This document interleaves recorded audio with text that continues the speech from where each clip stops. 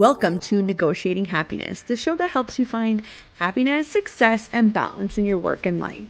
I'm Adriana Fiestro, your host for this journey into entrepreneurship and personal growth. We're broadcasting live on 107.7 and 105.3 FM in New Orleans as part of the United Public Radio Network. We explore the latest strategies, insights, and stories from successful entrepreneurs and experts. From managing stress to building a thriving business, we've got you covered.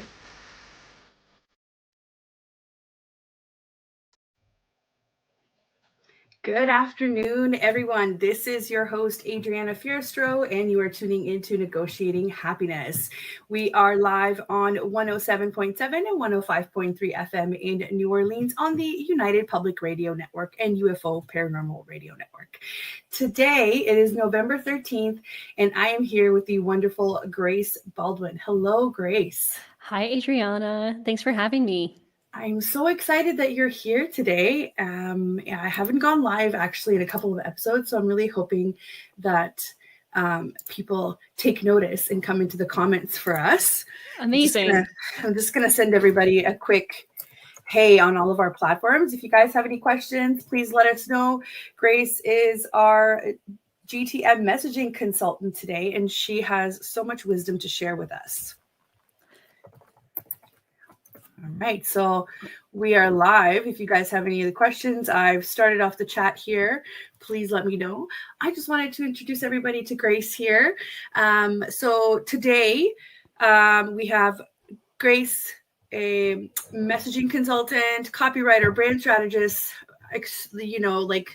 amazing person, extraordinary Grace here. We will dive into the entrepreneurial journey and branding landscape.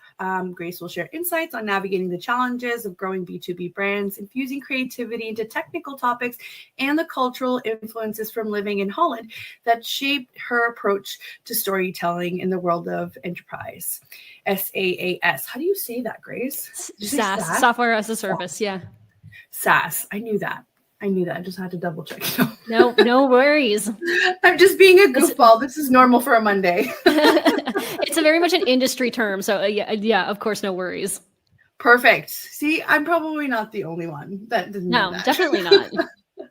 I've seen it around. I've written it out a couple times, but I'm like, I just need to make sure. You know what? Snaps for you for, asking the question. Totally. I'm that person. If I don't know, I'll ask you. Which is something I appreciate about you. Yeah, I love it. I can't wait for everybody to meet you today. I would describe you as a dynamic force in the world of copywriting and brand strategy. And since 2018, you have been making waves in the industry, collaborating with exceptional enterprise B2B SaaS companies. And your expertise lies in transforming cold audiences into passionate brand evangelists, all while boosting monthly recurring revenue, which is MRR. I learned that yesterday as well, is also another industry term. Yeah. Grace's passion for marketing is palpable, and her love for telling compelling business stories is infectious. Beyond her professional pursuits, you'll discover Grace immersed in various endeavors, from running through the woods and preparing for triathlons to crafting earrings and indulging in arrested development. I love it. I love bringing entrepreneurs on this show that are not just a number on paper or purely driven by money or profits I love it because it just shows the human side of it and, why we do all of this and why we put ourselves through so much stress. So, yeah, absolutely. Entrepreneurship and starting your own business, is not for the faint of heart. It's a lot of hard work, but you get to, you can watch Arrested Development at 4:30 in the afternoon on some days, which is it's worth it, Yeah, it's great. It's great. I don't see a problem with that, No, me either. Or if you're like me, you get to drive 2 hours every day to drop off your kid at daycare, and you don't have a boss who is probably super mad at you. That's right? How long it takes you to drop him off at daycare? Yeah, because we just moved, so it takes me an hour there and an hour back, and then at 4:00 I have to leave again to do an hour there, an hour back. So it kind of cuts my day really short, but it's only temporary. We did find him daycare actually about 6 minutes away from my new place, which I'm super pumped about. That's so nice. You can walk there when it's not cold. Yes. Yeah. Yeah. And you know, it's so funny that you say that you could tell you're so immersed in the European culture because everybody there walks everywhere or bikes or whatever. And here it's like, it's Canada. It's like -2 degrees. It's not happening. No. No, yeah, So Grace, tell me a little bit about your background. Yeah, sure. Okay. So tell me a little bit about your background. So where are you originally from? So I'm originally from Denver, Colorado in the US, and I went to university in Maine. And then while I was I studied abroad in Amsterdam while I was in university, it was just for a semester. And then I ended up meeting a boy while I was there, while I was in Amsterdam. And then I love it. Went back. Yeah, exactly. I went back to the US. I finished up my degree, and then I moved back here actually in 2017. And yeah, so when I moved here, I didn't have very many skills. Like I had done, I think like a marketing internship in college, but didn't have like a lot of skills except for the ability to write. And so from there, I just kind of fell into this world of copywriting and content writing. And I spent my first year here freelancing just to, pay the bills. I was writing 1,000-word articles about golden retrievers or about, bathtubs for elderly people. And I did a lot about pest control at that time too. So I learned a lot about that. But yeah, then I found my way into like business to business, B2B tech companies serendipitously through, I got an offer for an internship at an ed tech company. And then that turned into a job at a retail tech company. And then I worked at a satellite tech company. And I have been out on my own as an entrepreneur for the last year. And I've been, between jobs, I was always freelancing. But really for the last year, it's been 100% on my own. Amazing. And how do you feel about that? It's crazy. It's actually like kind of it's been a year since this week that everything kind of happened. And when I really made the decision to leave and start my own business. So it's a bit of a celebratory week in that regard. And which has been amazing. So it's been a wild year. I've learned a lot about myself. But I've also just been surprised at, I did a lot of pre-work before this year, and I'm really thankful that I did that. Right. But it's just been, you're learning something new every single day, and I've loved every single moment of it. Right. And congrats, because a year is a huge milestone when you're putting all this blood, sweat, and tears into your own business. So I'm so happy to have you here and for you to share that with us. So you talked a little bit about how you kind of fell into this whole B2B market. How did your strategies change? Because obviously messaging and writing for, I guess, from golden retrievers to recreational topics to, a product or a service is very different. So what strategies do you tend to employ to help businesses articulate their core messages? Yeah, that's a really good question, actually. And for the first couple of years, I was working in-house at different tech companies. And so it gave me the time to really get to know the product. But I think that over the years, I've just kind of developed the skill of figuring out, okay, I need to get a product demo. I need to listen in on sales calls to understand the product, because that's the first foundational part of it, is getting to know the business and what they do. And when I'm, originally I started out doing copywriting, right? And so I originally just wrote the words on the website. But over the years, I've also moved more into messaging strategy, because I realized I can't just write the words. I have to be involved in the messaging strategy, because I need to know the product so well and help shape it. So yeah, it's just been a slow progression over the years, but of all of everything really changing from just doing the words and, looking up YouTube videos about golden retrievers to now I'm actually helping really shape messaging, which is a different experience. Totally. And you basically have to immerse yourself in it, right? In order to be good at what you do. So there is definitely strategy there. I feel like sometimes, unfortunately, I feel like sometimes copywriters don't get the flowers they deserve because people just tend to DIY a lot of this stuff. And maybe at the beginning it's okay, but then after that, you kind of have to invest in it because it's so important, right? Definitely. So, Yeah. and Yeah. like you said, I it's think not just words. It's also the strategy and the, you know, positioning, and it's so much more than just the copy. exactly. Yeah. Like the words on a website, you know, if there's a website that you love, like take Apple, for example, like the words that they have on there are a direct result of months of messaging work in the background. And when you get to, when you do it properly, the words kind of write themselves, but there's a lot to consider before you even get to the blank Google document.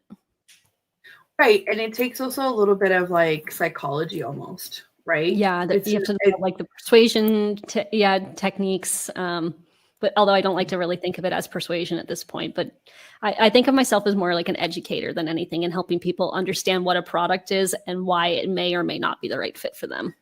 Right.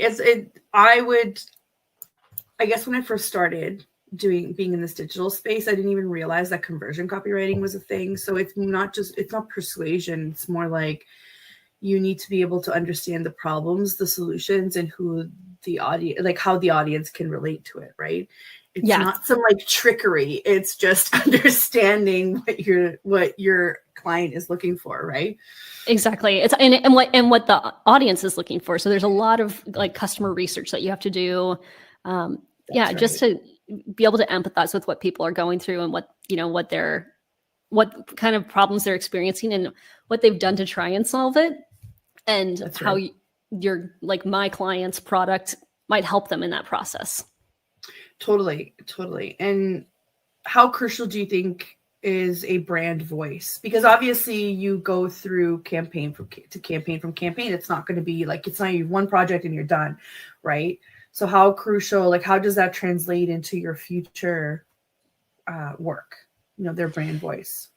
Yeah. Okay. That's also a good question, because I think brand voice, and in my experience, it's something that gets kind of overlooked.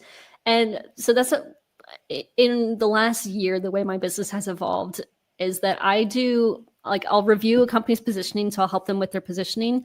I'll do the messaging, which is figuring out what you want to say in the first place. And then I'll help construct a brand voice that then helps bring that messaging to life in a way that like reinforces the positioning. So if you want to come off as like, if your position is that you're the easiest solution in the market, right? Your brand voice should be really easy to understand, to, subconsciously signal that you are a simple solution, or if for example, I had a client earlier this year that was an IT escrow company. And they're introducing something completely new to the market, but they wanted to lean into the fact that they had 20, 30 years of experience in like what is a very prestigious and it's an industry that's based on trust. It's kind of like being a lawyer, right? The IT escrow companies trust you with their source code, right? So you have to come off as trustworthy. And so my client wanted to lean into that expertise and experience. So we had a bit more of an mature adult, not like mature in like a mature content kind of thing, but like a more adult academic, I think is the better word, brand voice to reflect that.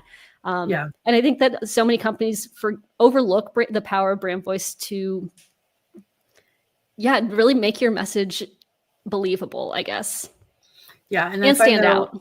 Yeah. And I find that a lot of people just end up flip-flopping. They don't really know what they want to sound like or who they want to attract because they've never gone through those exercises, right? Yeah. Nobody's ever asked them those questions. They just say, can you sell this, right? This is why what you do is so important, because I feel like it sets a business up for future success as well, Exactly. Yeah. And the way I do it is I do a lot of documentation. I was just talking with a friend about this an hour ago too, about how documentation is so important, because I've also been in situations where the strategy's been set, but then it wasn't documented. So I have to go and try and go through the whole process and figure out, what is the strategy, right? Which then it's kind of like playing telephone, right? Like the step, you're kind of, bits are getting lost in translation, the less documentation that there is and the more people there are that are involved in a process. Right. So yeah, like the documentation of it's really important so that you can scale it. Right. And so who do you typically work with when you onboard these brands? Yeah. Like, Okay. So like role wise in the company.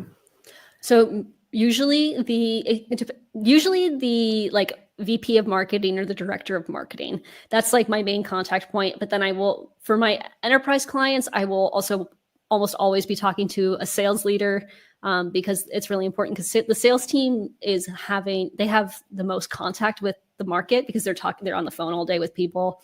And they're giving demos and everything, and they're able to kind of respond to things faster. So it's important for me to be connected to sales.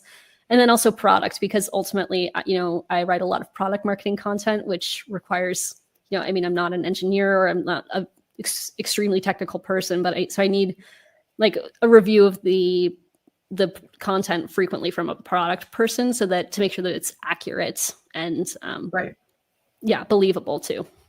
Of course. And that's the beauty of it, is you don't need to be an engineer. You don't need to understand the specs, but you need to understand how they play out in the whole process, right? Yeah, exactly. And just how to take what's going on in somebody's head and like turn it into something that other people can read. I think that that's really like the power of copywriting, is being able to, really scale up any kind of communications. That's right. So thinking about how you work with all these different roles, right? They're very different. Some are higher up than others. What are some of the challenges that you commonly encounter when you're working with, especially growing brands, right? Like I know you used to work with a lot of growing brands, like a lot of startups. What are some of the challenges that you encountered there? Yeah. So with startups specifically, you mean? Yeah, just somebody that's growing, that's not quite yet, matured in their business. So, okay. So with like a pre-product market fit company, so a company that's just getting started, maybe they've found a bit, like they have a hunch, they've got domain experts and they're building a product, but they haven't quite tested it.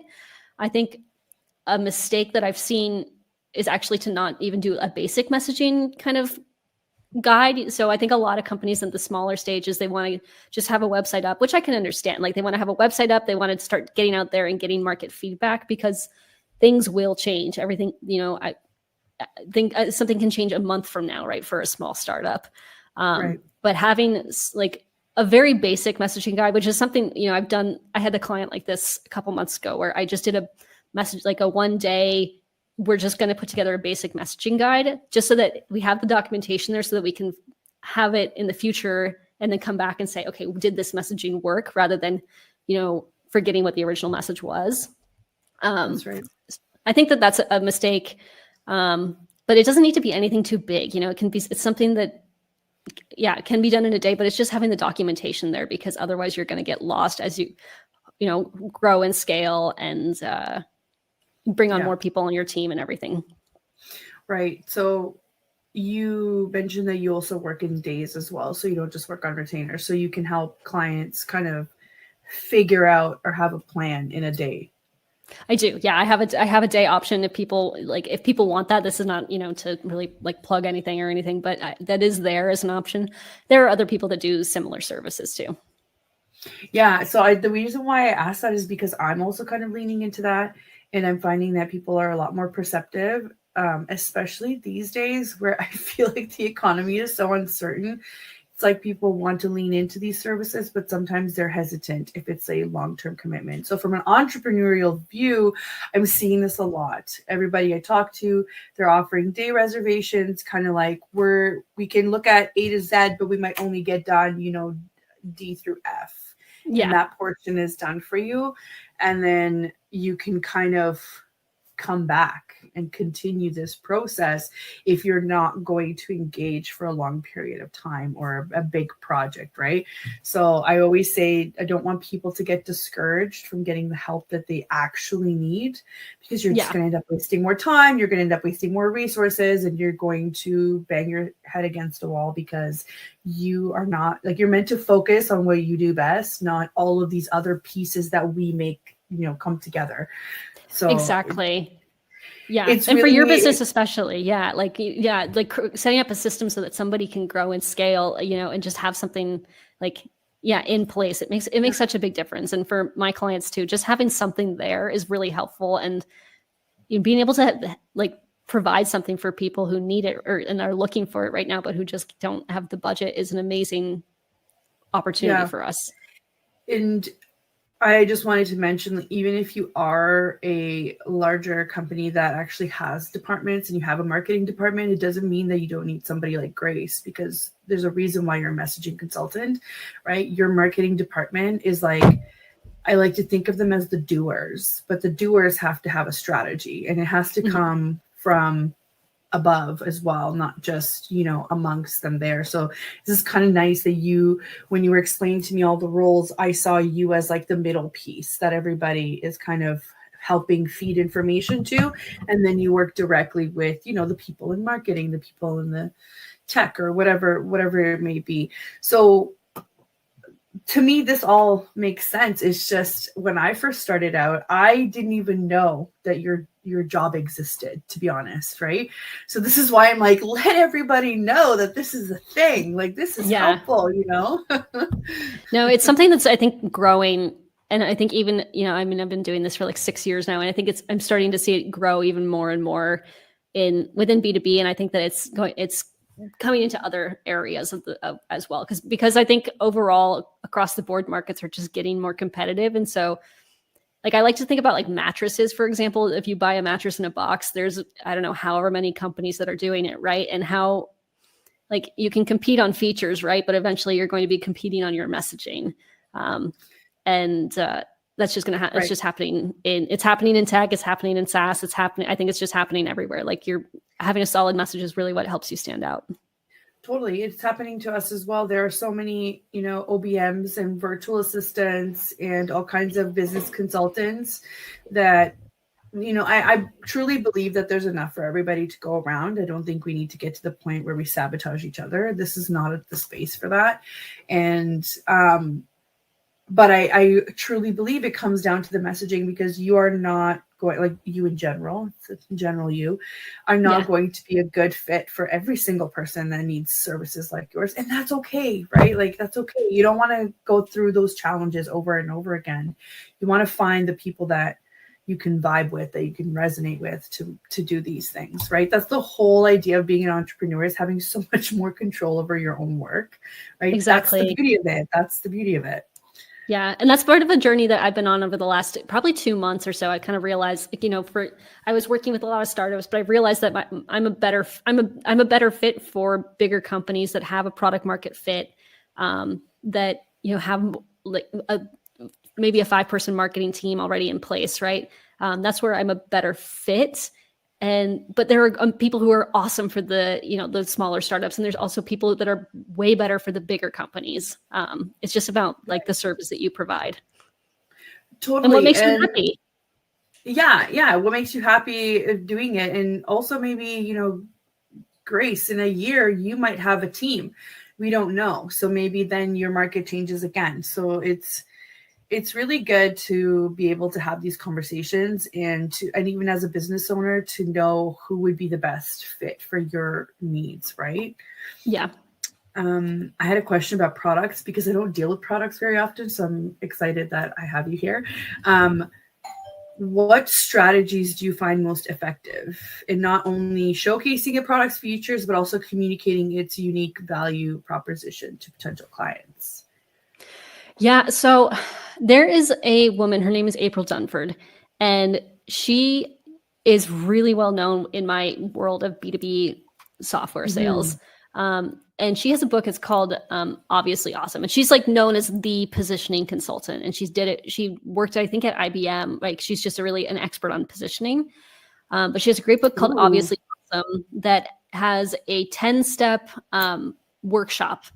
It's her framework for how to go about positioning. And I read it a couple years ago, and I've been hooked ever since. It's one of the best workshops I've ever experienced. I've done it for myself. I worked on it last week for my own business.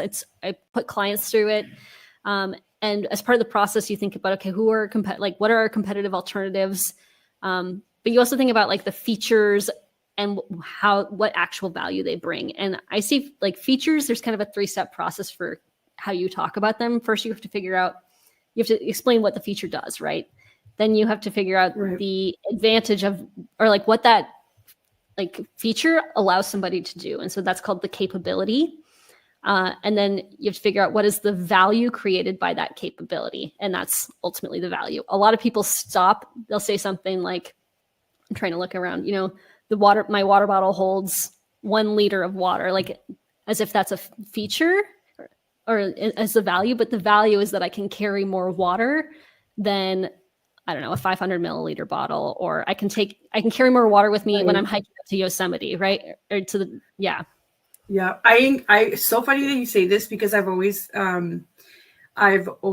had to stop and think about this. You're right. If we're leaving the client to assume what the value is, then you're not actually communicating it properly. So while it's true that your water bottle holds 1 liter, what you're saying is actually you can just carry more than the leading brand over here, right? So that's such a this is why you need somebody who's a wordsmith, because they understand all of this. Well, it's not even the wordsmithing, because the wordsmithing comes in at that third level where you think about, and that's where it just gets more, the messaging gets more interesting, because you can say, I don't know, you can take more water with you, like that's the benefit. But then the value is, if you're hiking, you can take it with you if you're hiking in Yosemite, or you're going to take your kids to the beach, for example, for the full day. Like those are 2 different use cases. So then you can figure out, okay, what audience do I have? What language are they going to react to the best? Like what's going to resonate the most with them? And that's when you get to actually have fun and play with the writing and become more illustrative with your work. And just start be creative. Exactly. Yeah. It's awesome. the blend of the art and science. That's right. Yeah. I've just posted here a comment from one of our viewers. Hello, Marinela. How are you? Thanks so much for tuning in. Thanks so much for tuning in, guys. Just remember, you guys can send us questions and we will do our best to address them. Yeah. I mean, obviously this is the whole part of it is creativity, right? Mm-hmm. So what can you tell us about, future trends and future insights into like the industry? What kind of changes do you see coming? Yeah. So my personal belief, and again, who's to say that this is right, but I really think that, and I think we've kind of been talking about this, but I think that brand is going to become way more important in the world of B2B. And not in like B2B companies, they don't need to lead all into like e-commerce style branding, right? Where it's, I don't know, you don't need to get kind of cute and kitschy with it. But I think that having a strong brand and strong messaging is really going to help people stand out, because the costs of development are plummeting. So it's a lot easier to build products. And also just, I mean, with the world globalizing even like more and more, right? It's just becoming easier to have competitors from anywhere else in the world. And yeah, and if you've been building something for, I don't know, 10 years, you have a decade of experience, right? But you also have a decade of tech debt, and it's not quite easy, but it's becoming easier for someone to come in and, basically copy your product. And at that point, they don't have that tech debt. They're maybe a bit more agile than you are. And if you don't have a strong brand and they do, then you can start losing opportunities quickly. So that's why I think that. Yeah. That's amazing. I never thought about that. I never thought about how everybody is keeping up, because we tend to think about those, like Apple and Microsoft, and, they're backed by so many funds. I doubt these are the brands that would worry about tech debt, right? It's the smaller brands that probably have a really good product, but if they are not showcasing it, you're right. The next person can just use some AI, some very intuitive, platform to kind of already, in a year, they're halfway done what the previous brand did in 10. So it's wild. And like, I'm by no means a developer, right? Like I have no leg to stand on in that, but I do know, I have worked with clients actually that are, they're outsourcing to development agencies to build products, which is amazing. It's amazing that it's becoming so much easier for someone with a great idea to start building a product, and one that looks really great and that works really well. but it just means that if you want to remain competitive, you need to like start thinking about your branding a bit more, which is fine. Right. Which Yeah. is fine. It's an amazing opportunity. Yeah. Yeah, I love that you have those kinds of insights from working with all these different brands. Would you say that you work mainly with brands maybe in the States or in Europe, or is it like a mix? Where are your clients? Primarily, a lot of the US and Europe. I've had some clients in Asia, and South America too. So really all over the place, but primarily the US and Europe. That's where, in terms of time zones, it works out easier for me to communicate ideally with Europe and the US. And so that's just really like my, space. But there are no limits, is what you're saying, which is amazing. There's no limits as long as people are okay working asynchronously. I mean, people have to be okay working asynchronously to work with me anyway, but there are not limits. Yeah, that's awesome. So we're just about halfway through here. So I'm just going to do a quick station intro.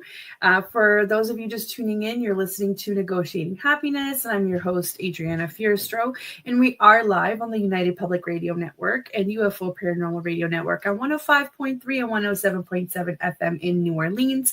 And if you wanted to check out some of our other shows happen to be on Roku TV as well. So sit back, relax, and watch some TV. And I'm here today with the wonderful Grace Baldwin. She's a GTM messaging consultant. She was just telling us about future trends and who she usually works with in terms of her clients. But if there are any, aspiring consultants or even starting out as copywriters, please feel free to leave us comments. We will try and get to them on the show. If not, we'll get to them after too. So feel free. So what does your day look like? Let's dive into this whole why this is the best thing you've ever done for yourself. Yeah. Why entrepreneurship? Yeah. So every day looks a little different. I try and work out in the mornings. It's been a little bit less successful because it's now dark and cold and rainy in the mornings, but I try and go to the gym or go for a run in the mornings. And then I usually spend my mornings working on my own business, which is fun. Today I spent the day like working on some branding stuff and thinking about, some of my own messaging. And then in the afternoons I do like client stuff normally. And then that's client stuff as Tuesday through Thursday. And then on Fridays, I'll either do a VIP day or work on my own stuff or take the day off, which is really nice. And then Mondays I do like bigger business stuff for myself. So like bigger strategic stuff. Yeah. This is the dream, right? Yeah. Oh, we've got somebody on Twitch saying hi. Hello, DKIX. Hi. Thanks for tuning in. That's amazing. I do that too, right? Where I take some time usually on Mondays, aside from the show, when I do some business things. It's so great. And you're like describing what makes you happy and what you do with your routine. You're like the gym really early in the morning. And all I can think of is, oh my God, not for me. Thank you. I've started going in the afternoons though. Lie. Yeah. No, it's I'm not going to lie and say winter hibernation has like started to set in, and I have been tracking my sleep and I'm like sleeping 9 hours at night. And because I clearly need it. I don't know, something when it starts getting dark at 4:30 in the afternoon, like, man, I need more sleep. So it's been harder right now, but yeah. You know me, and I like some of the woo-woo things. And me too. Somebody said something and it made so much sense to me. It's like, even Mother Nature slows down in the winter. So why do we feel like we have to go, go, go? And this is why you need 9 hours of sleep, because you're like, oh my God, you've been going for the last 8 months. Like, chill, chill. Yeah, exactly. It's time to slow down, relax a little bit, be cozy. Yeah, exactly. Just enjoy the winter. That's something over the last couple of years I've tried to like lean more into the seasons and just embrace it a bit more. Totally. So it's really great that you can do that as an entrepreneur. There's just so many benefits, and everybody that says, oh, it's so risky, I'm like, please, your job is risky too. You just don't know it because you're not the owner. Yeah, exactly. There's a lot of risk involved in it. I've been laid off twice from jobs, and like entrepreneurship, if there is obviously risk involved, and there can be a lot of risk, but I think a lot of people maybe make it seem more risky than it actually is, which is understandable. There's fear, Yeah. Sure, but I think the benefits outweigh any of the risks, because the risks are actually pretty normal for, being employed as well. Yeah. So I don't know. You can't convince me otherwise. I've said I'm never going back. This is it for me. I'm never going back. I'm never going to say never. The times that I've been in-house have given me a lot of empathy for my clients, and I've grown a lot from those experiences. But for right now, I'm really happy where I am. And I think that for me personally, I make the greatest impact, and I'm the most happy when I'm outside rather than inside. I feel like I can move the needle more as a consultant I'm just as a service provider. It makes me happier to just come in and do something for people rather than having to the day after day of the recurring meetings or these projects that take I guess more internal navigation than just being on the outside. Right. I was thinking about this the other day. I have significantly fewer meetings now than I used to, which is nice. Which is great. Yeah. Those memes that, this was yet another meeting that could have been an email. I totally get it. Yeah. So you're living in Holland. How has that influenced you as an entrepreneur? Do you find that there are different opinions or different attitudes towards entrepreneurship there? So it's funny so someone else that we both know recently told, she recently gave me she recently told me something, gave me a compliment, and she said, "You're very direct and to the point," which is something that I've definitely inherited from my adoptive country. Because coming from the US, I think American culture is much less kind of to the point, but I've become more just focused and saying, okay, this either works or this doesn't. I've become much better at being diplomatic about it. But so that's something that has influenced me. But I think a big thing here, and this was both working in-house and externally, is the idea of work-life balance is really different here. And here, what I really appreciate about the Netherlands is working overtime is seen as being inefficient rather than being seen as you're going above and beyond. The general cultural attitude is, if you can't get your work done in 8 hours, then something is wrong. And that's something that I've taken with me because you shouldn't be. Yeah, I had to deprogram myself, because I'd always grown up thinking, okay, I have to work overtime. I have to be the first person in the office and the last person to leave. And my first manager literally said, "I want you here for 8 hours, and then I want you to leave and not think about work." Yeah. And, I think this is strictly a North American thing, because I've worked in Scotland as well. And it was the same thing. If you were maxing out your overtime, which was so funny, we used to work 35 hours a week.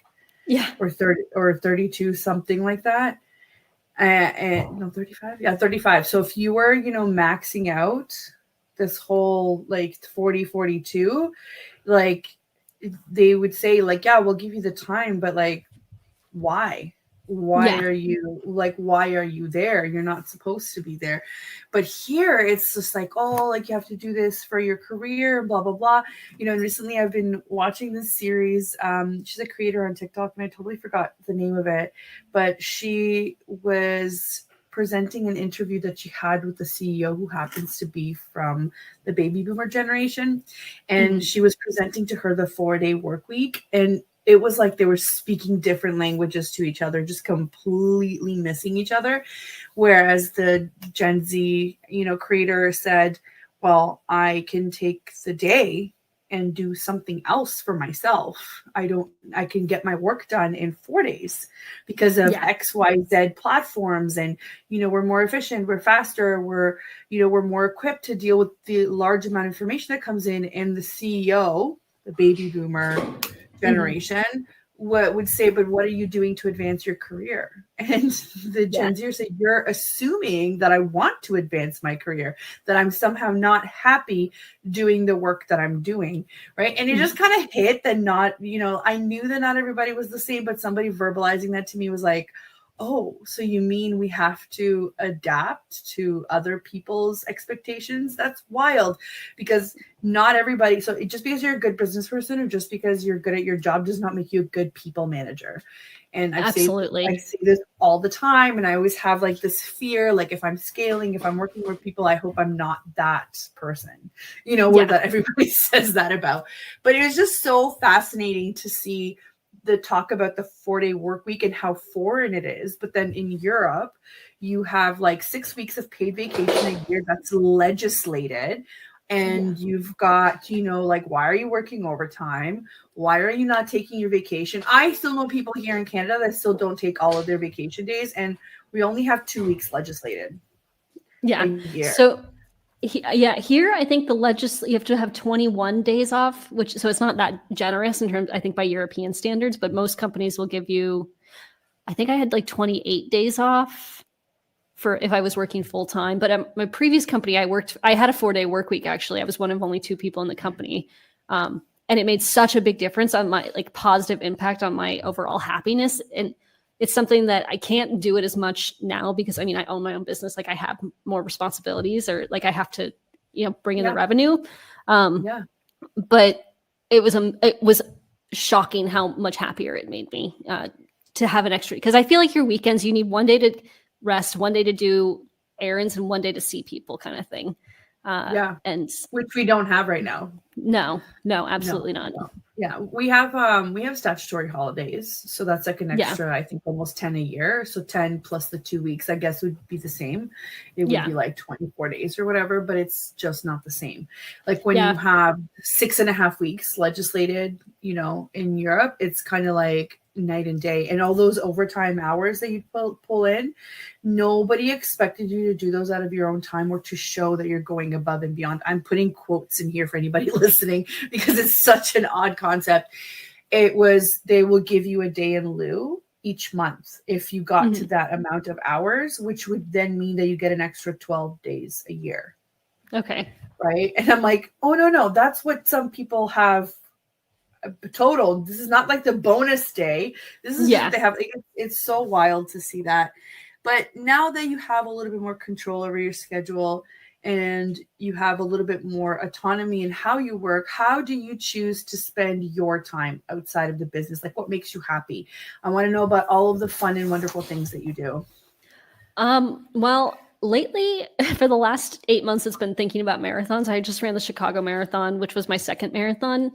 So that took up in September, on August, September, and October, it took up all of my energy because it was just so much time spent. I would spend hours running at a time and like thinking about, I had to travel all the way to Chicago, thinking about my nutrition plan.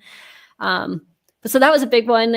And then since I got back to the Netherlands 2 or 3 weeks ago, and since then I've been kind of hanging out and I'm planning for the next one. But going to the gym. So I'm signed up for a half marathon in the spring, and I have entered the lottery to get into the Berlin Marathon next September. So, and if I don't get into Berlin, I'm going to try and go for the New York. And if I don't get into New York, then I think I will do the Loch Ness, so in Scotland, or go back to the US and go do the Marine Corps Marathon. Oh, amazing. Yeah. Amazing. Have you been to Loch Ness yet? Where? Have you been to Loch Ness yet? No, I haven't been to Scotland actually. So I really want to go see it. I've been watching Outlander and so it makes me want to go there. Yeah. If you love running through the woods, that's like a perfect sort of outdoorsy person's country. I loved living in Scotland. I did it for 2 years. And I've been to Loch Ness, but that's so funny. Like, are you guys running around the lake, or I think it's just like a loop around I think it's a loop around the lake. So it's a road race. It's not a trail race, but I think it's just, I don't know. I don't know off the top of my head. I would have to look it up, but it's on the roads there, but it looks really beautiful. It's beautiful. It's green all the time because it's super rainy there, but it's amazing. Yeah. Yeah. Oh, we've got a comment here from D Kicks on Twitch. I love Saturdays because I have a day off tomorrow, but Sundays can be a bit less happy because work is just around the corner. Exactly. That's what we're saying. You need another day to decompress and kind of have a breather, see your friends. And then Sunday you can just kind of gear up to, meal plan and, eat better and whatever else and kind of reset for prepare. Like wipe your slate clean and like prepare for the next day, like wash the sheets, for example, or meal prep, all this stuff, that takes up a day. Clean the house.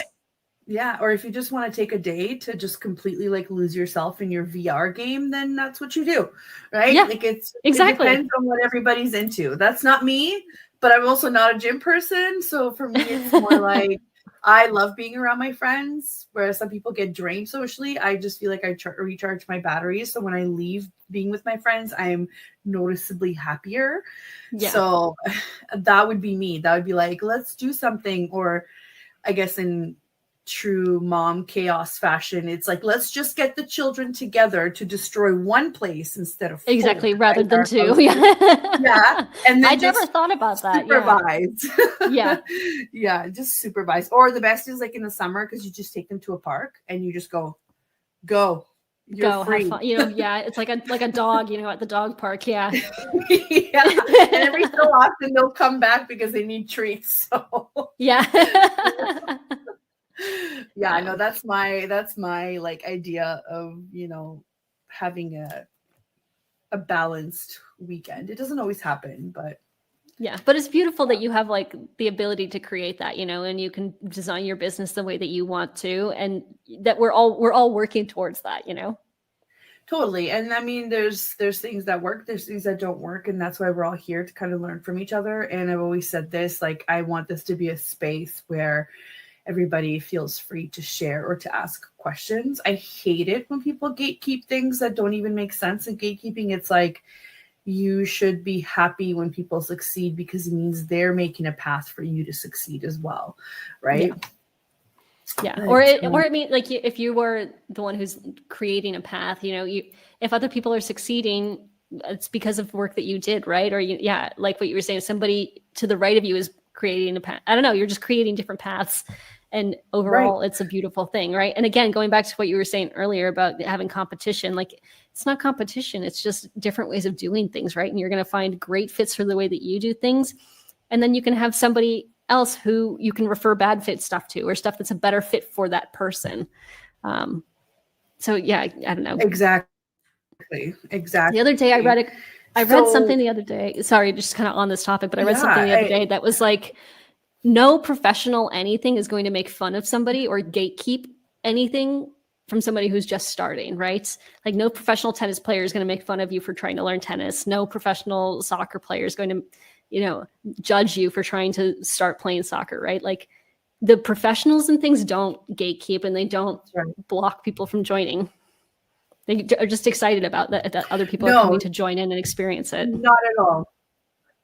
That's right. And I see this too. Sometimes I do get DMs sometimes from VAs who have questions, and sometimes it's an overwhelming amount of them, but I would never block them from seeing the content or getting the resources or on my website. It's just sometimes you don't have time, and that's okay. Yeah. But when you go out of your way to like hide or just be kind of, a child about things, and that's when we're like, the entrepreneurial stage is not for you, or at least not my kind. Yeah. Right. So we have a couple of minutes left here, and just want you to tell us about any upcoming projects that you might have, or if you've got a resource that you want people to check out. I've been putting here on the banner, guys, if you want to check out Grace's website, it's heygracebaldwin.com. I'm going to paste it in the chats as well, so you have it there for a direct link if you're listening to it later.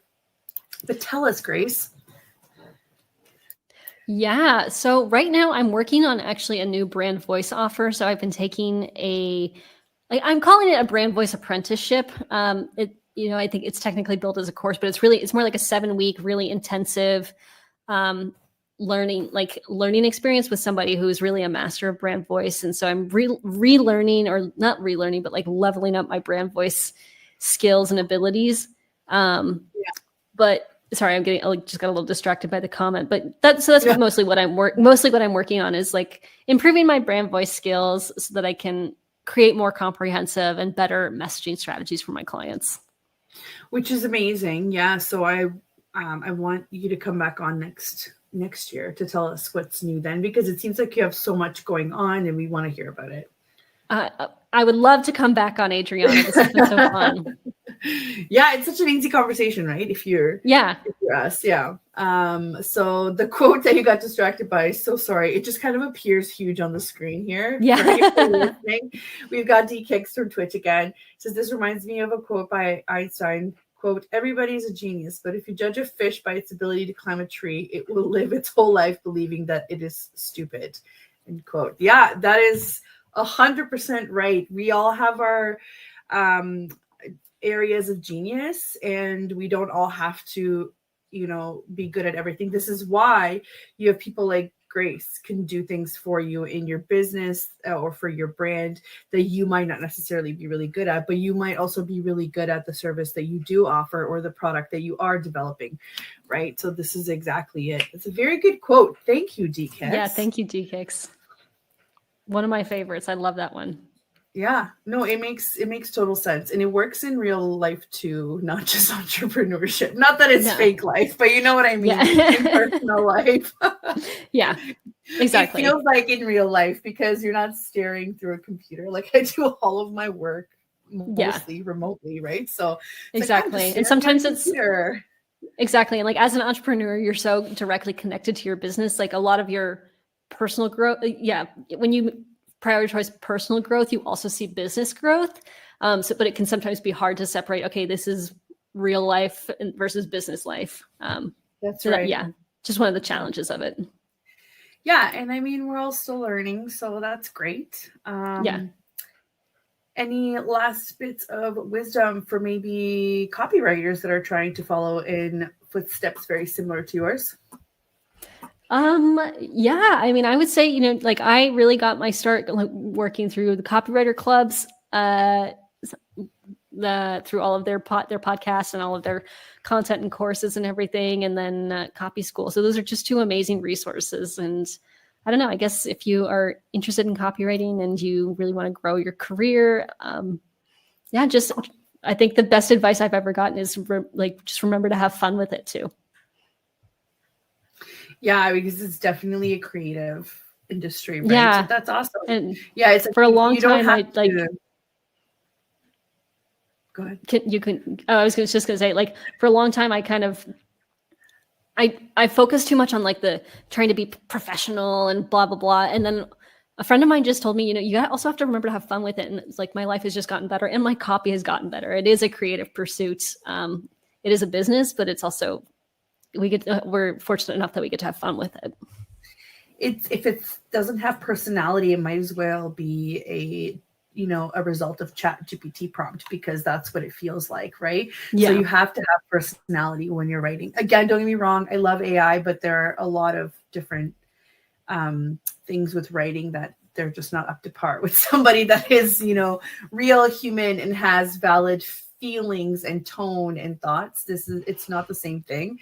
And that's it's a lot exactly of clinical.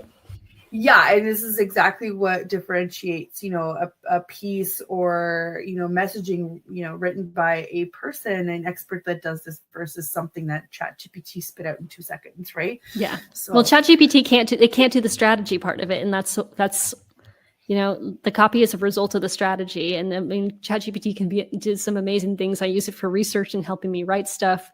But yeah, it can't replace that human emotional connection. So no, I think if you like ChatGPT, you would love Jasper.ai. Yeah, I'm actually going to get started with it. One of my clients uses it internally, and I'm going to build out their brand voice guide in there and their style guide. Yeah, that's what I've heard. I just haven't played around with it. Yeah, it's way better. I really like it. ChatGPT is really good and quick. With Jasper, you have to have a little bit more input. It's not just like a prompt, but I love it. I love it. I'm definitely. I've heard good things about Claude too, but it's not available in Europe, so I haven't been able to play around with it. Yeah, no, we don't have it here. I don't think.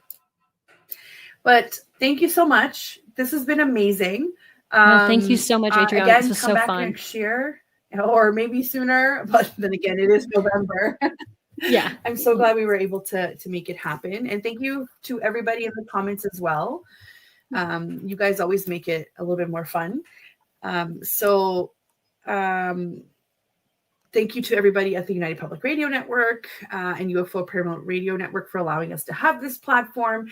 And again, thank you everybody for tuning in. We will see you next week. yes.